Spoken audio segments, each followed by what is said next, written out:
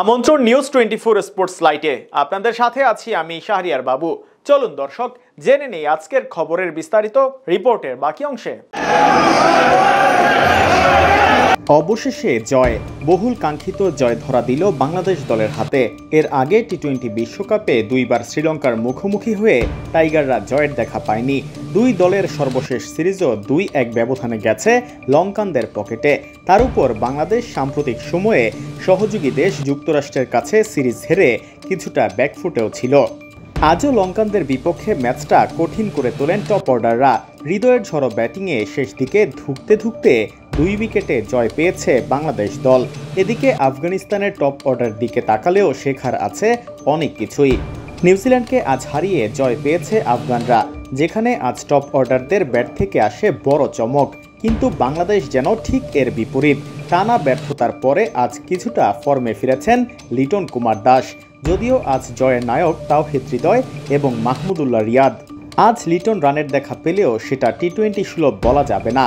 আর অন্যদিকে টানা ব্যর্থ তানজিদ, সৌম্য এবং ক্যাপ্টেন নাজমুল হোসেন শান্ত এর মতো টপ অর্ডার খেলোয়াড়রা। আর তাই ভক্তদের বারবার চাওয়া দলে ফিরিয়ে আনা হোক তামিম ইকবাল, ইমরুল কায়েস কিংবা সাব্বিরদের মতো খেলোয়াড়দেরকে। এদিকে আজ আন্তর্জাতিক টি-20তে সবচেয়ে বেশি শূন্য রানে আউট হওয়ার স্বাদ পেয়েছেন সৌম্য সরকার। টি-20 বিশ্বকাপে শ্রীলঙ্কার বিপক্ষে ডাক মেরেছেন বাঁহাতি এই ওপেনার। এতে গড়েছেন বিশ্ব রেকর্ড।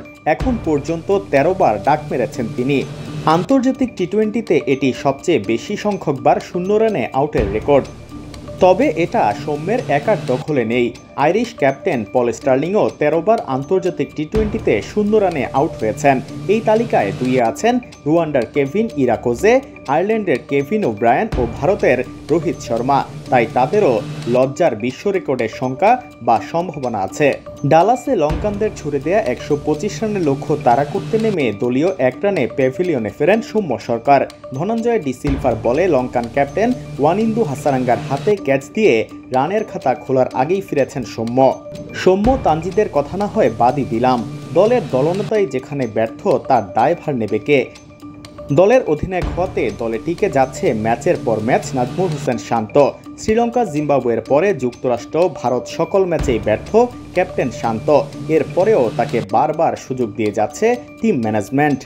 এছাড়াও 2023 ওয়ানডে বিশ্বকাপের পর থেকে ওপেনিং ব্যর্থতা তো আছেই। তামিম ইকবালের পরে এখন অবধি কেউ এই পজিশনটায় থিতু হতে পারেননি। তবে যাই হোক, এরপরেও এই বিশ্বকাপে ওপেনিং হয়তো আসবে না কোনো পরিবর্তন।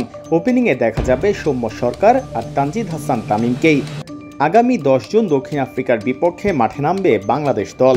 খেলাটি অনুষ্ঠিত হবে বাংলাদেশ সময় রাত 8:30টায় নিউ ইয়র্কের স্টেডিয়ামে। এই মুহূর্তে বাংলাদেশের কোন জুটিকে ওপেনিংয়ে দেখতে চান? আপনাদের মতামত কমেন্টে তুলে ধরুন।